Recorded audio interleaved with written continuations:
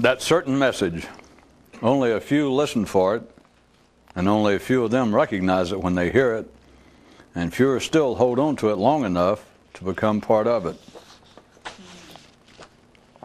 One day a chap stopped and wondered, what if man had the same relationship to his stomach that he does his mind? But immediately dropped the subject since he had no interest in matters suicidal. Those who don't know are given to building verbal artifices in honor of what they don't.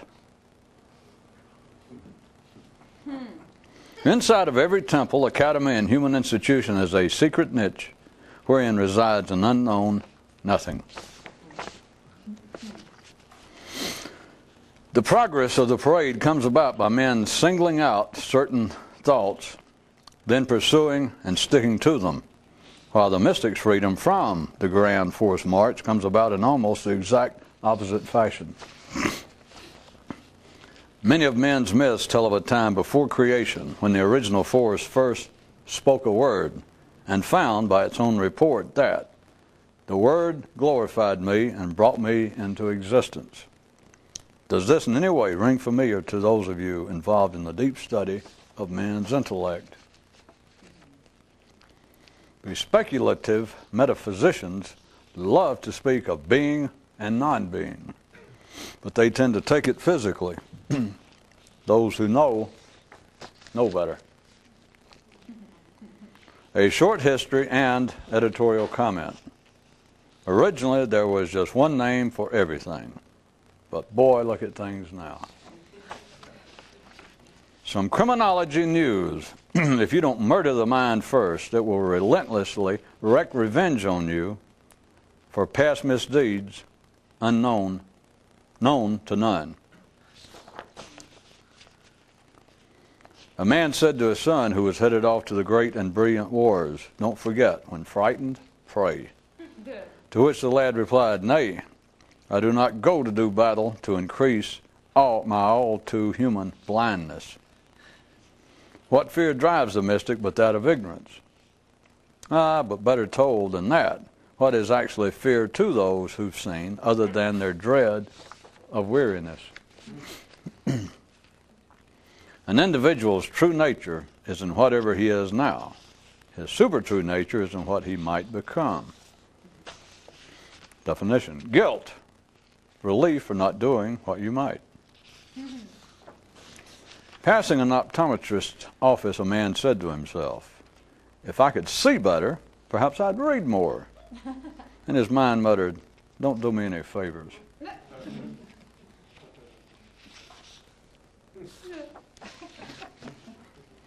As the train would sometimes seem to slack, some passengers would begin yelling, "Well, I'm thinking and taking drugs as fast as I can." It is only when you break free of ranks and run on ahead of where the parade is going that you lose all concern for its direction. The incompatible marriage: criticism and clear sight. There are two types of continuity, the real and the apparent. The latter is imposed by the mind, while the former is the natural condition of life. Some genealogy news. Without capture and confinement, there is no honor and reward. Okay, more prison news. You can get the same benefit by letting everyone go, but you've got to let them go totally and unconditionally. The new creation, a short treatise. You can either think yourself into being or else clear yourself. One guy's words to live by were, "The mind is a lonely hunter," because, he said, prey was so damn scarce.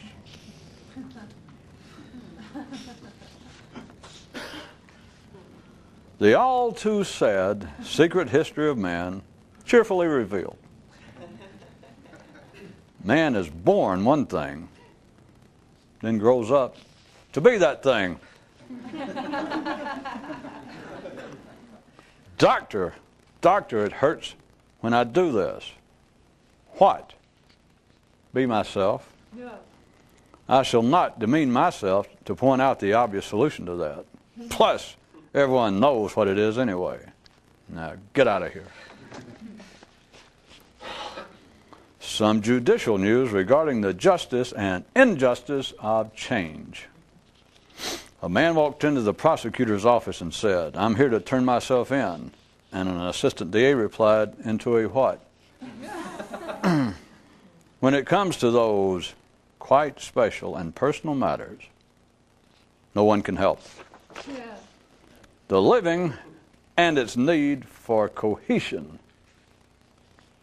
Death too easily becomes the total disorganization of a man, thus the need to do so before you do so. Management of the mind and the hunting instinct. There are two ways to kill a wild beast. One is to kill it. The other is to find it first.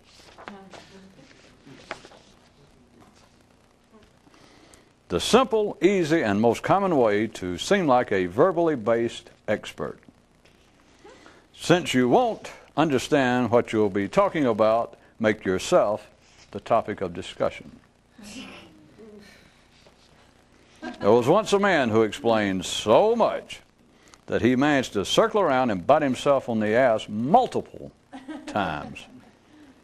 Believe it or put your teeth back in and go back to what you used to think.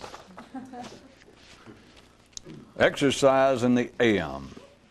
To begin his day aright, as soon as he would awaken each morning, this one man would immediately challenge his already running mind by saying, "Just what the hell do you think you're doing, and of what benefit is it to me?" Circular tautologies fearlessly captured, smashed, and exposed. As a man thinks, so he is. And as a man is, so he thinks. What do you think? The wizard told a nephew, "There was once a man who attempted to clear his mental vision by sticking sharp objects in his eyes." And the boy asked, "What were these objects?" "Blunt sight," he replied. "Blunt, unthinking sight." More common expressions, finally, correctly defined. When explanations are taken as criticism, it all seems cheap shots. From a mystic's view, the diminishing of the damage you do to yourself can only be called progress under the greatest of duress.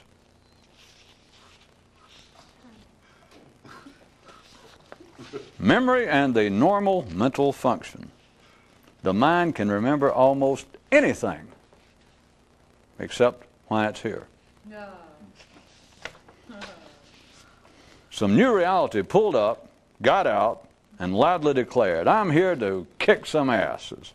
And one man said, "Oh, I already gave you life, but I can't remember why." See, I told you. See, I told you, you see, refers to the mind can remember almost anything. More ellipses than are necessary, separating it. The mind can remember almost anything, ellipsis, ellipsis, ellipsis, which is obviously overkill, except why it's here. That was page 29. Then see, page 30 said, some new reality pulled up, opened the door, got out, and loudly declared, "I'm here to kick some asses." One guy said, "Oh, I already gave you life." Except I can't remember why. And then I said, "See, I told you." Maybe if we do it again.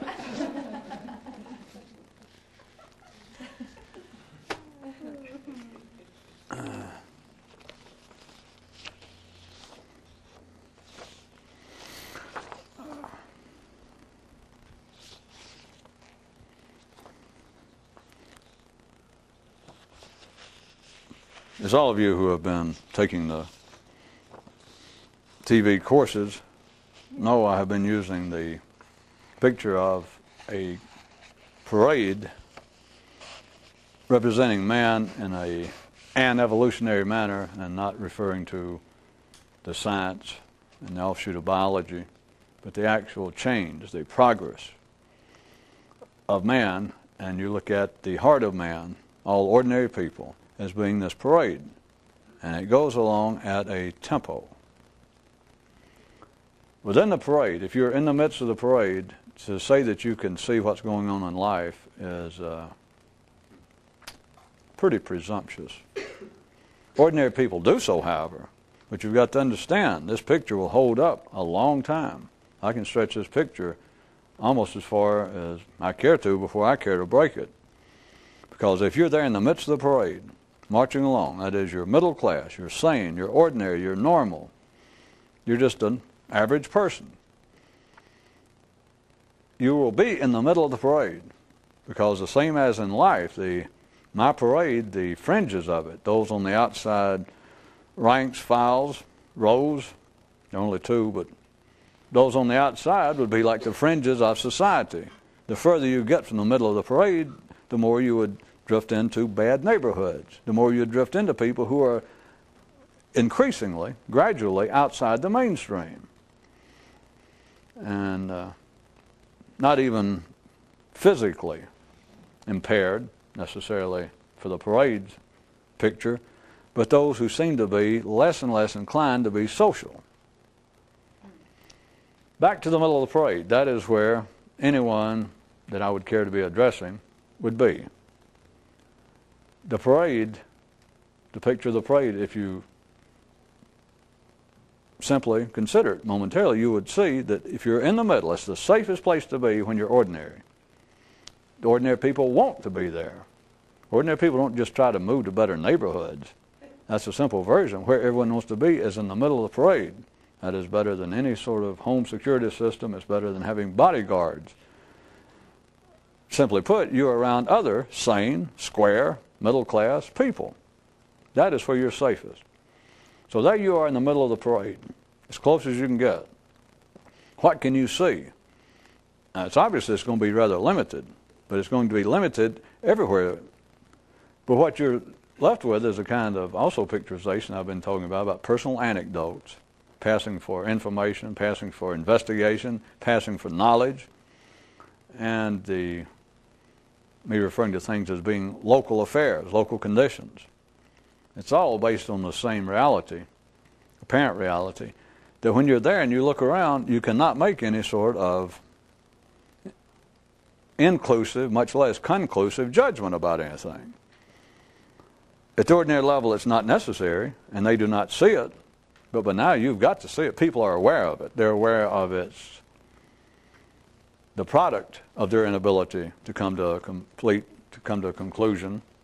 They're aware of it on the basis that nothing ever seems to get finally done. Or anything that seems to get done, all you got to do is wait a day or a week, and it gets undone. Zombies come back to life. The dead are revived. That which you thought was discarded is back dogging your heels. Problems you thought were solved, they're never solved. Criticism, in other words. That's what I'm getting at. As long as all you see is the immediate locale of where you are, no matter how sane it is, and near the center of it is also where the cutting edge at the ordinary level is where science, technology, it is the forefront, right there in the middle of ordinary civilization. So it's not that you're surrounded, when I say ordinary and middle class, it's not that you're surrounded by some sort of Philistinian boobs. Yeah. You might very well be next to scientists, but all you can see is of a local nature. That's all anyone sees. That is one reason, again, to show you how screwy life is, figure of speech, how screwy life is why people so dearly love people who by most other accounts seem to be rather sane and stable, but why people love prognosticators and pay the big money instead of calling some girl who's nude at home supposedly covered in whipped cream. I understand now that people are wasting their money calling psychics. There's no tasting for accounting. Something like that. You know that history is full of attempts to predict the future. And you know that magazines, newspapers, it's no longer just, in our day and time, it's no longer limited to the tabloids. You do know, well, horoscopes. They're such a common commodity that no one gives them much attention anymore, except those simple enough to take them seriously and talk about them. But still it is that people are interested in the future. And on the news, whatever still passes as being professional journalism, on the network news and major newspapers, they will daily have an economic expert forecast, short range, long range, what the bond market will do, what the trade deficit is going to do. Then they have, obviously, the easy one for us to kick around better than a cheap soccer ball, meteorologist. But besides all that, it's the full, what I was going to get you to try to see the screwiness of life again, is that people are fascinated. Ordinary, simple-minded people, who are obviously easily fascinated anyway, but humanity has always been fascinated for someone to predict the future. And here again we've got a double level of the screwiness of life. Anyone with a scintilla of anything resembling, remotely, intelligence knows that it's a farce. They know it. But does that stop them? That was a side screwiness of life. No, it doesn't stop them. But back to the main screwiness, the main subject I was attempting to broach, if not broadside, and then we'll board the son of a bitch and sink it.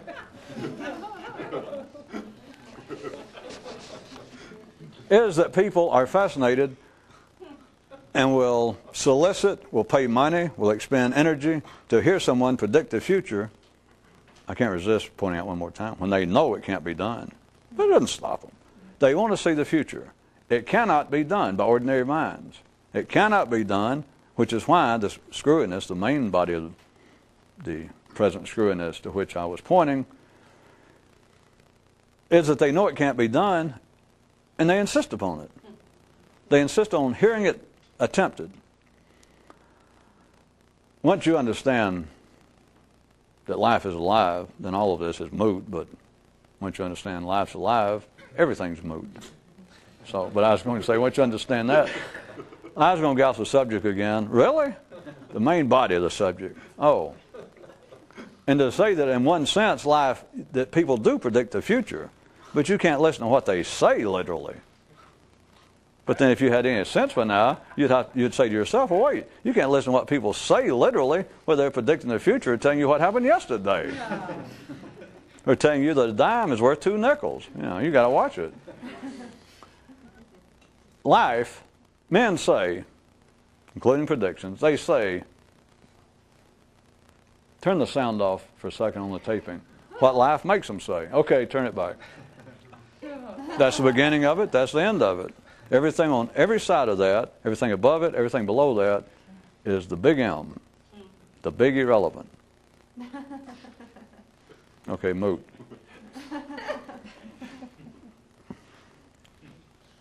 And you're in the middle of the parade, you're ordinary, you're sane, it is impossible from that position to make much sense of life, much less to predict where the parade is going. If you can ever break ranks, which is affecting a shift in your consciousness for whatever length of time you're able to hold on to it, but what, in a sense, to stick with my picture for a moment or more, it is as though you have broken ranks and you have run ahead of where the parade's going. Now notice that item, it doesn't matter where the parade's going. The parade's just kind of, you don't even know what the city is. You don't know where it is if you're in the middle of the parade. No one does. I don't mean you personally. No one does. The less they know, of course, the more that they will tend to have degrees or to speak with an absolute passion and maybe even smile at you just before they firmly reveal all that they don't know by saying, well, here's what's going to happen. It's a good thing you had me here to tell you. They have no idea. If you get free, only if you ever get free from it, you get, and notice the item, maybe I should reread it so that you'll, remember there'd already been 1 or 2 tonight about parades. All right, 1. Just a test about the parade of humanity again. That was earlier in the news. But this one says, it is only when you break free of ranks, get out of it, and run up ahead of where the parade is going, that you lose all concern for its direction. Now say, it doesn't say anything about that you suddenly know where it's going. But if you can get away from it, at least you can stand there and let's leave it just momentarily, just at that time. Forget predicting the future.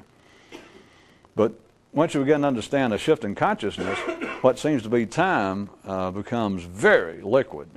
And so I was going to say that this item and what I was trying to convey to you vaguely, a hint to you, is that for the first time in your life you have some idea of where life is going. But notice, the item doesn't say that you can predict on some kind of long range, and just because you can get free of the parade that you, oh, well, I see that life in another 1,000 years will all be accountants and have reptilian wings and be laying eggs and have VCRs in our head. It's not that. And it's not a matter of, the reason I go on that, it's not a matter of whether it's short range or long range, whether you can predict what's going on. The point of it was not to show that somebody could predict the future. But once you get out of it, you can see the direction in which life is going, or you can see where it's headed. And I'm not going to stay, I feel as though I probably confused it enough to know anyone knows why I stopped and said that for the last minute. It's not that you then go, oh, well, I see where life is going. Was my joke about us having VCRs 2,000 years from now in our head and winged. It's not that. And I'm not even saying you couldn't do it. That's not even the point. The point of this news item was when you get free of it and you see right then, and I'll leave it to you how far you can see, but at least you're out of the parade for the first time, and there it goes. Maybe you're just out of it long enough to see 2 or 3 steps of the whole parade. That the whole parade, 6 million, 12 million feet, go. While you're in this state of grace, this conscious enlightenment, maybe it lasts hours, days, enough for you to see 12 billion feet, take 2 or 3 steps, and it doesn't prove much. But for the first time in your life, you saw the parade actually move. You saw it as a coherent, cohesive body, a living organism, and you then lose all concern, all worry, which I was getting around to not saying criticism because I followed it up with something else. But you lose all concern, which is criticism, for the direction in which life's going. The only way that people criticize life is that they do not know where it's going. Now, I was going to do that real quick and jump on to how people, that why people feel guilty, why people criticize one another, not just life, but why people criticize one another and themselves is they do not know where they're going. But I'm going to have to back up. If you have no sense of where life's going, then you have no sense. You have no conclusive understanding yourself that life is not going down a dead-end street. Since you are dying, since 1/3 of the forces running apparent reality at this 3-dimensional level are destructive, and since ordinary people are dying almost as fast as they are born, then we're all sitting ducks at the ordinary level for bad news. Or to jump way back where we started, please note that all of the prognostications, all of the fortune tellings and tellers that ever make a living, at least a yearly column out of the Inquirer or somewhere, please note, the forecasts are always, shall we say, less than glowing and cheery. They're bad news. I know that there are people, I believe there's a brand new interpretation of Nostradamus, some new age or up-to-date 21st century interpretation. And it's vague if anybody's ever tried to read any of that. I mean, it was like a gypsy tarot reader, you know, somewhere between speed and being up 4 or 5 days with no sleep. It sounds like an economist giving a short-range forecast. Or it sounds like an attorney giving you free advice. But the point was I was getting to, not being an expert, but I assume everyone's heard, I think the original book in English is some big old thick mother, the prophecies of Nostradamus. And it's vague. It's just those kind of things like the I Ching and all other sorts of things that you just vague, and you can make anything you want to. A revelation out of the New Testament. I just realized who wrote the Revelation. They got that thing placed about, 1,200 years too early. Now that I think of it. At any rate, even as vague as it is, about there will be, I don't know anybody, it says, and the day will come that mighty nations will wage mighty wars, and then about the time it seems that peace has come, an eagle from an apparent western horizon will fly high, then swoop low, and many people will moan, and their hair will begin to feel as though we're about to set ablaze. I mean, it's stuff like that. Now, you can take that, the same as nobody's ever, you know what I'm talking about. You can take that and you can make all sorts of things out of it, to say the least. But notice what people make out of it, or people that make a living out of making something out of it, same as ministers.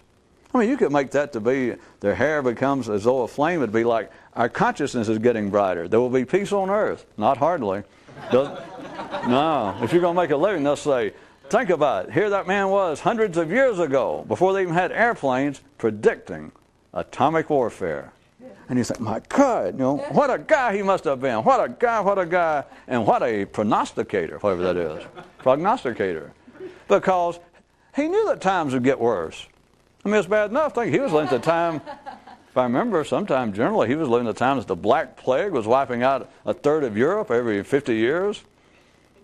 People lived, if they were real healthy, they lived to be 25. People had real bad acne, bad skin conditions. Shoes didn't fit. And people look back at him and say, boy, he was predicting bad news coming. How could it get worse than living at the time of Nostradamus? Do you understand? Even when people will take or seek out forecasts from others, they will interpret it. If it's vague enough to where you're trying to make $1 off of it, if you're the forecaster, you're reading a palm or reading the tarot cards or reading, anyway, and you'll give them something just vague enough that you know how to do it, and they will immediately take it. Oh my God, you mean I'm going to be dying soon? My husband's going to leave me. You could just as easily take those kind of things. I'll meet a new boyfriend. And they'll go, oh my God, she means my boyfriend's about to leave me. And you could take it the other way.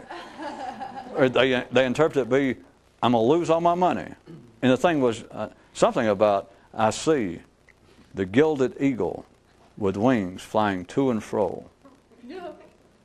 And you're supposed to interpret gilded eagles like gold, money, wealth, flying to and fro. I'm going to lose everything I got. She said to and fro. I didn't hear that. I heard fro.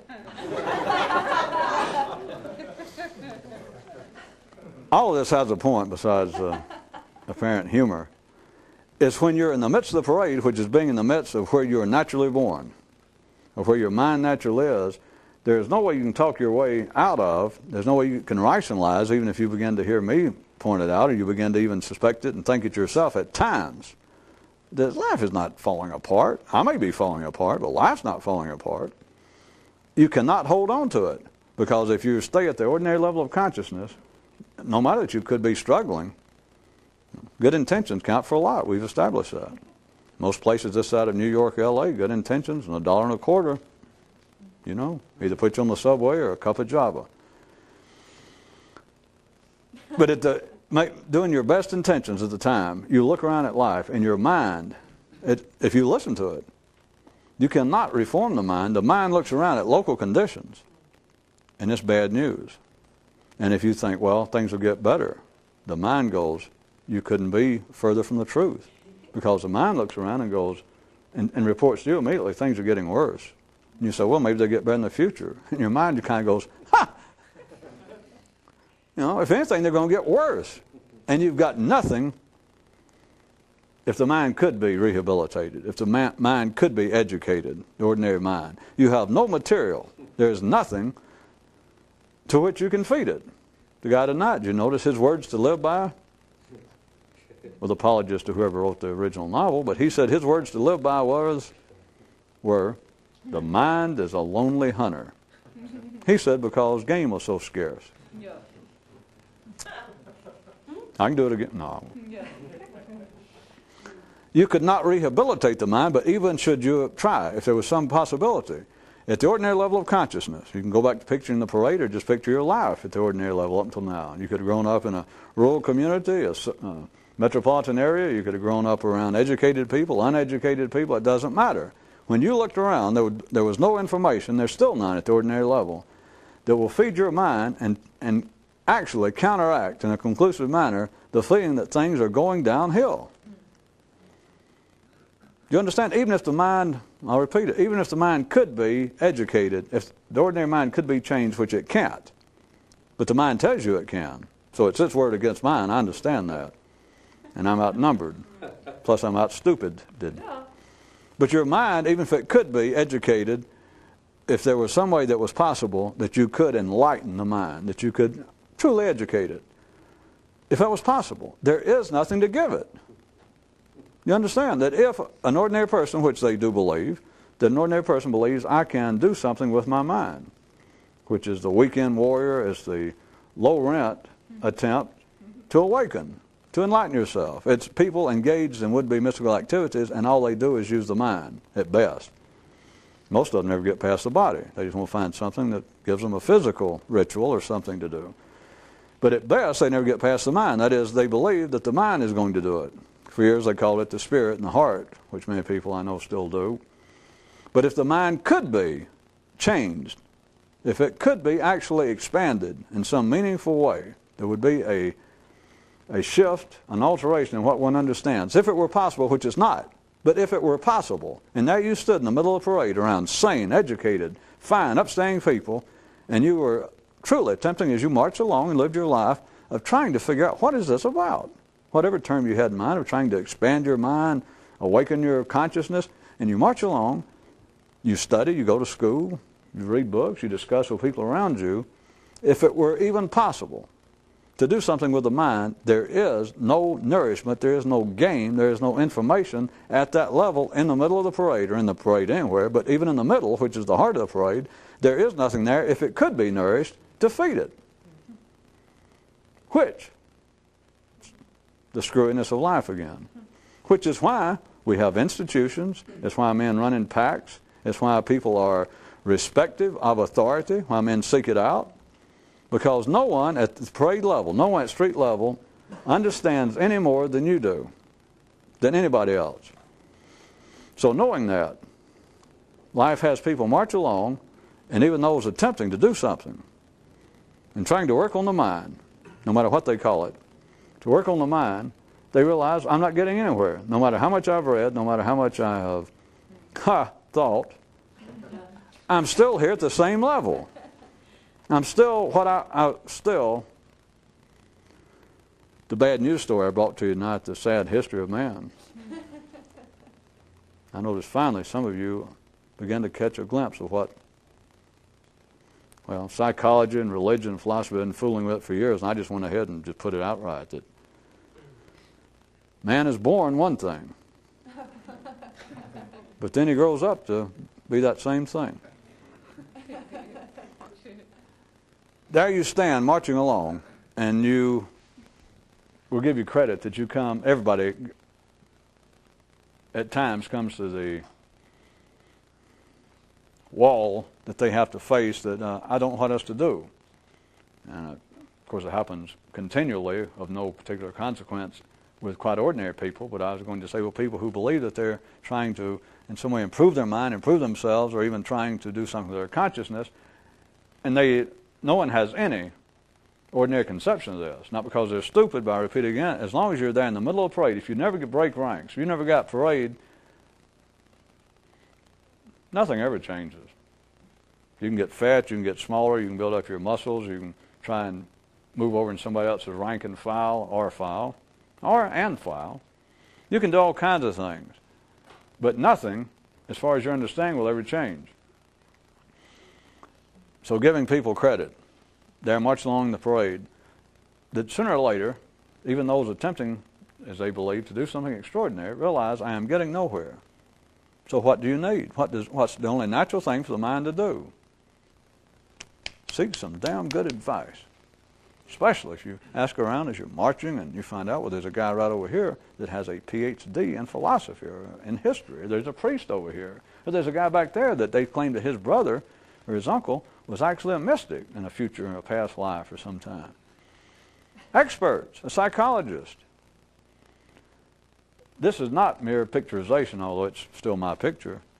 At street level, no matter what your degree is, no matter who it is, no one else understands any more about what the parade's about than you do. And they can have every degree in the world. But why do people seek them out? Same reason they seek out fortune tellers. They know it doesn't work, but what are you going to do? It is part of the screwiness of life, and other ways I've tried to get you considered it. Just to get you started, I should drop it by now, but is it helps distract you. It helps you from being upset. That is, somebody attempting to do something, attempting to awaken their consciousness, and they trudge along there, and they try to live a good life, and they try to physically live by some sort of religion or some cult's discipline and rituals. They try to read books, and you march along, and you just do not get anywhere. What is natural? You finally turn around and you seek advice from experts. I mean, somebody around here, there's people who are older than I am, if nothing else, that have devoted their life to this. You ask around, they say, yeah, there's a guy over here, and you keep asking, and you keep shifting over, and you finally find a guy, everybody says, yeah, he's been interested in this, and you look at him, and he's 60, and you're 30 or 20. And plus he's got, a diploma or a degree tattooed on his chest. He's got a briefcase. And people around him are sort of, treat him with respect. And so there's an expert. At least someone who knows more than you. Because any intelligent person in the parade, that's one proof of intelligence, is you'll admit that there are people who know more than you. To do otherwise is some abject admission of your simplicity. You're simply almost holding up a neon sign saying, I be a dunderhead. Or an ordinary person, you cannot go around and say that you know more than anybody else. You can't even say you know as much.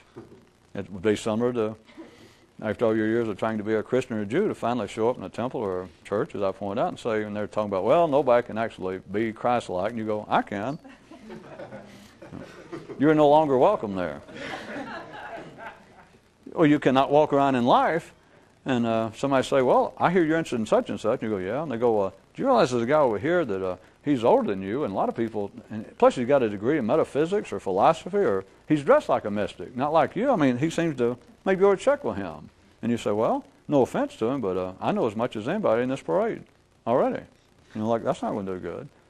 You're going to watch, like someone who has not bathed in a while, you're going to watch people kind of drift away, and you're going to have more room there in the parade.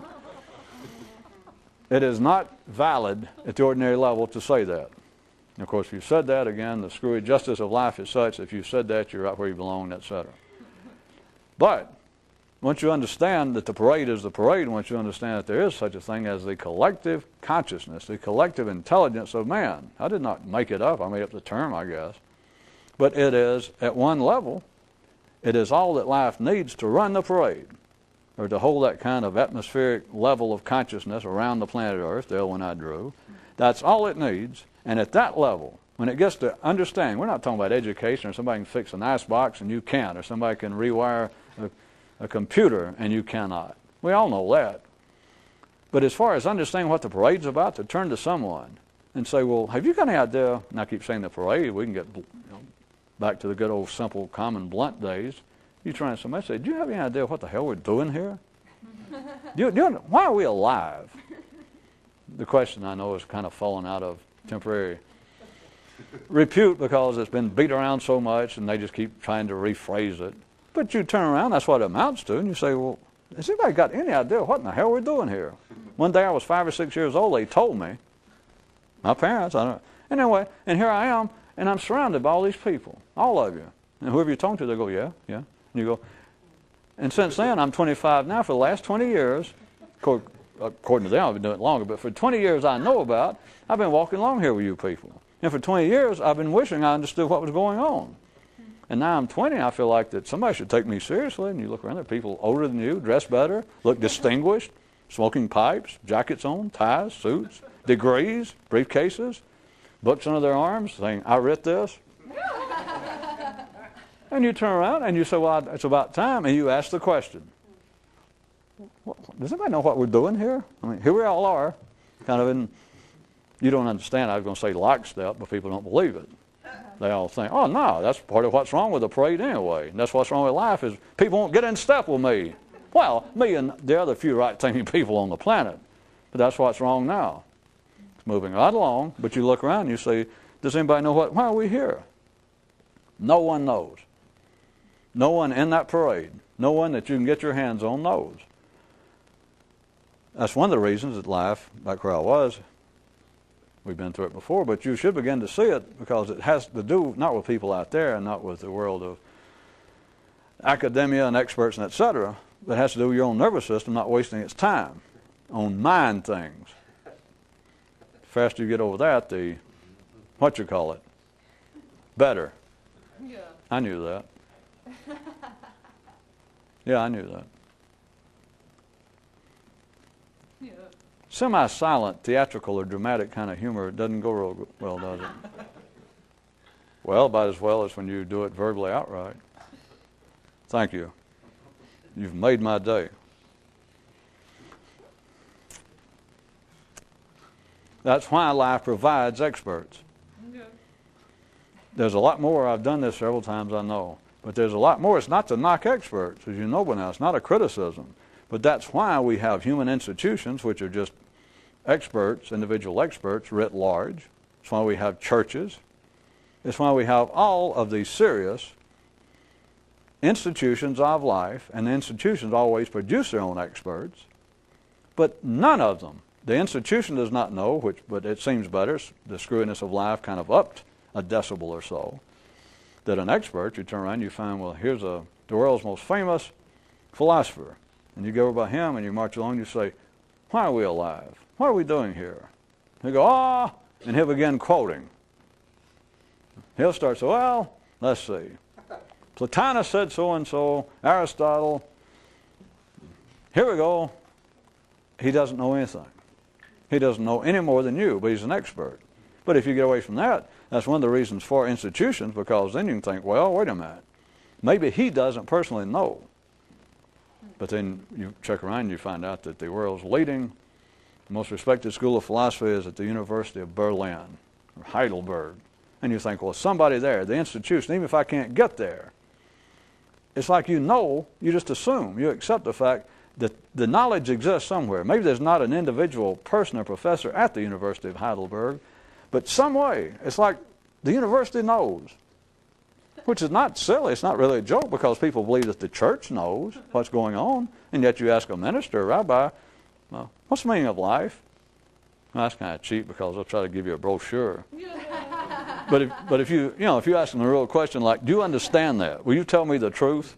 Do you understand what this brochure says, what you say is the purpose of life according to this church? They'll go, well, hell no. None of them do.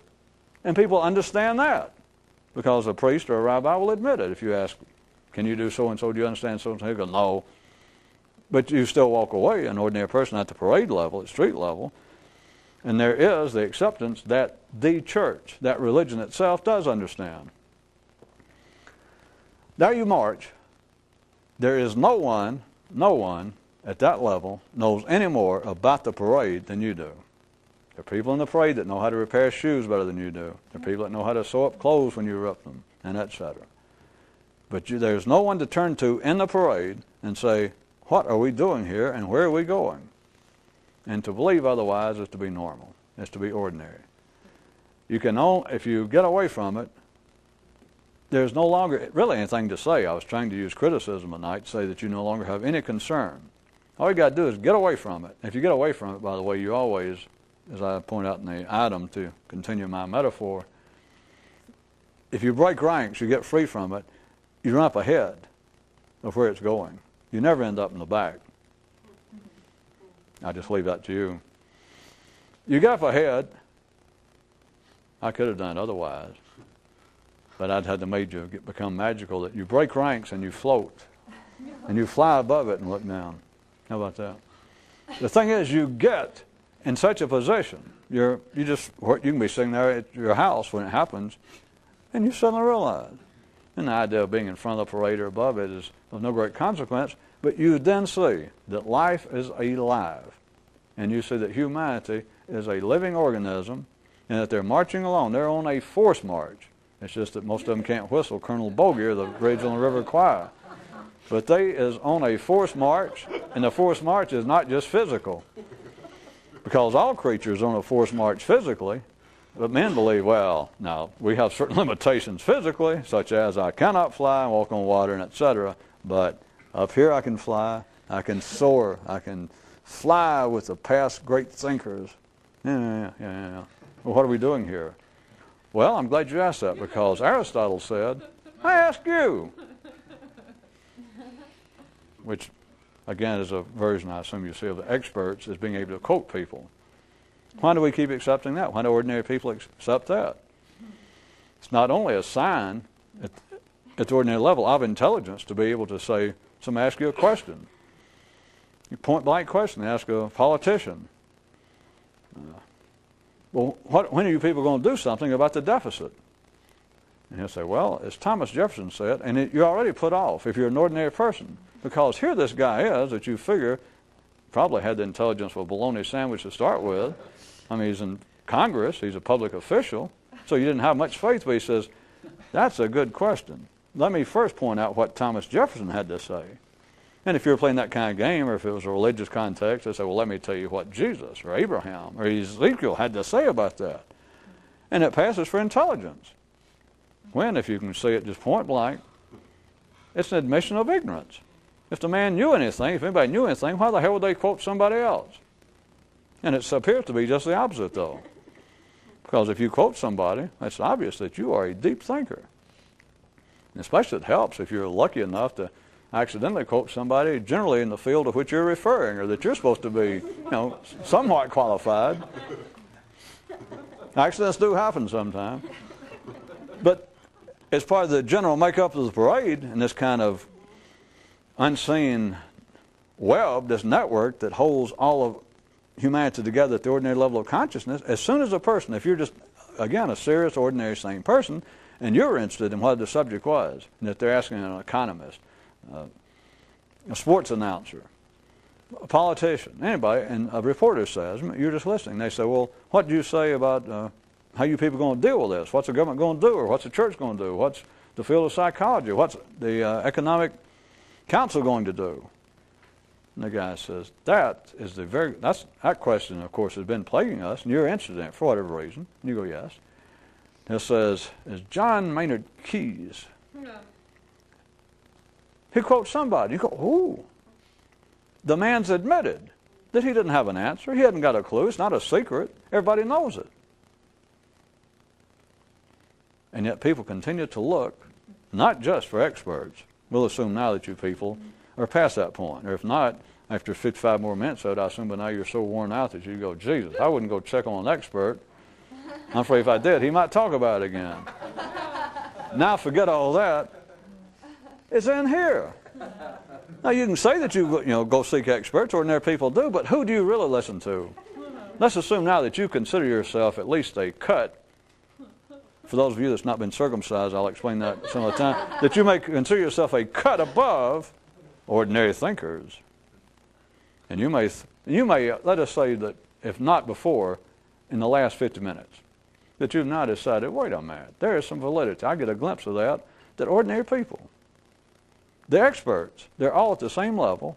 It's obvious. It's not like I'm revealing a dirty secret. I can reveal it forever. And people, if they stop to listen for a second, will go, I got to go.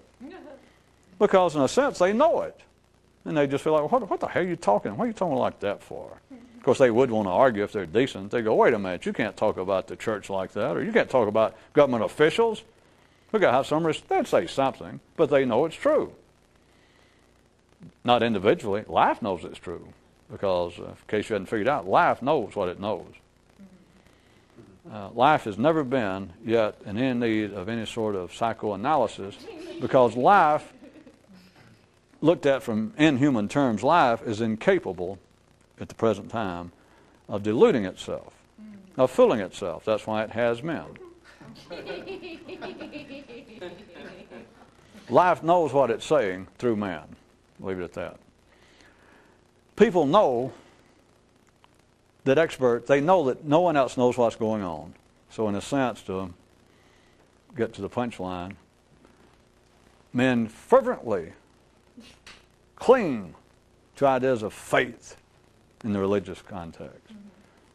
They hope that things will get better, while knowing they won't. They will look to experts,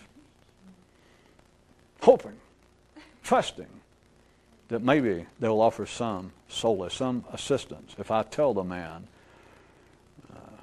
if I go to a psychiatrist and tell him how troubled I am, because I can go to a dermatologist and he can take off a wart.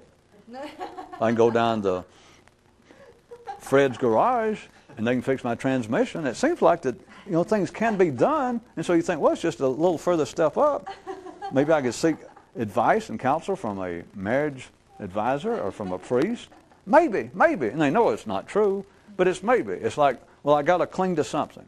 That would be a psychological translation of it. No one in the parade knows what's going on. Your mind at this level, what I was getting at was, let us assume that by now you consider, and perhaps not without some foundation, that you are a cut above, that you are somewhere on a good day, somewhere a little more insightful, a little more intellectually active than the average dunderhead walking along beside you in life. That is, that you feel as though you have tried to do more with your mind. You've tried to study your mind. You've tried to study yourself. You've tried to even take fleeting glimpses once every 10 years of, what was that? That was my mind. That was traffic. And you get, it's just so exhausting to do that for a second. Sometimes you have to rest up for 10 or 12 years sometimes, and then try it again. Or for those of you keeping notes, remember to try it again. But we'll kick around memory some other time, if I don't forget to bring it up. If you have considered that you are making some effort outside the ordinary, which we'll assume you have, then you consider, without thinking about it this way, that your mind, that is your intelligence, is at least a bit more insightful, because it just seems self-evident to turn around and say, well, there are people here, like people who are absolutely fanatical in their religious views. There's somebody over here that's just an absolute maniac when it comes to governmental views and conspiratorial theories. There's somebody over here that they're just people you're surrounded, even in the middle of the parade. I say surrounded. Anyway, there are people available for you to see, to be exposed to, that you realize, these people, I wouldn't want to be locked up in a phone booth with them for 5 minutes. These people, their intelligence, their view of life is so distorted, it's not even, it makes me look wide awake. I look like Buddha compared to them. So perhaps not without some foundation at the ordinary level, you believe that you are mentally better off, in the full sense of the word. You might be still humble enough, that is, sane enough, that you don't think much more than that. You just realize, well, at least I'm trying. At least I think about things. At least I'll look around, and sometimes I'll even be able to reconsider something I've believed all my life, some sort of intellectual reaction I have. Or it may seem emotional, some reaction I have to some idea, to some other group of people. And sometimes I can grab my mind and almost stop from doing that, and I feel like I may be plowing some fresh ground. I may be doing something with my mind. Oh, yeah? Yeah. Don't you wish? Your mind, your ordinary mind, the sad, brief history of man, cheerfully revealed. So I knew most of you would be seeing ducks. Well, hell, humanity is. Everybody's heard versions of this. I should have shook my head a little bit about, well, the sad history. I shouldn't have thrown in that joke in the title. The sad history, well, the history, and then just kind of shake your head. And then I could have presented wearing a priest collar or dressed up with a psychiatric diploma on my wall and say, or philosophical degree in philosophy, and say, well, here's the history of man. Here's the condition, especially today. I'm going to tell you where man is right now. I'm going to tell you what's happened to us as a race Man is born one thing, and then he grows up to be that same thing. Totally unacceptable. Some way it got mangled. That is not what the man intended to say, is it? Not before me. It's always something else. Man is born into a nice state of grace. Man is born a lovely creature. Man is born an awakened creature. And then he grows up and terrible things happen. And nobody knows exactly why. That's why you have to call in experts to analyze it and say, well, he's neurotic. Or he's... No, what terribly happened is I already told you. He grew up, and the terrible thing that happened, I mean, man is born one thing. And the terrible thing that happens when he grows up is he's a bigger version of that. No. Cannot be true. You're right. And you got no business even hearing enough to disagree with it. You're getting nowhere was the good news I was going to leave you with. But it's to see yourself that your mind, once you, well, you understand, I assume I was trying to get it to the level of people who believe that they are actually involved with something. And it's not to say that you're being foolish, but it's something you've got to start becoming aware of, that you do take, you might be attributing, let's say, to listening to this program, or to reading certain books, or to thinking something you heard me say, and you think, well, I got new ideas, and I'm planning and I'm thinking about them. I'm trying to water them, nourish them. You're taking your mind to be an expert, but as long as you're in the parade, your mind is no more an expert than anybody else we've mentioned. And you tell that to your mind, and your mind will say, well, he's gone too far now. And you think, well, that's true, because I am not as mentally torpid, dense, supine as I was originally. So you're still in the parade, aren't you? Man is born one thing, and then the tape runs out.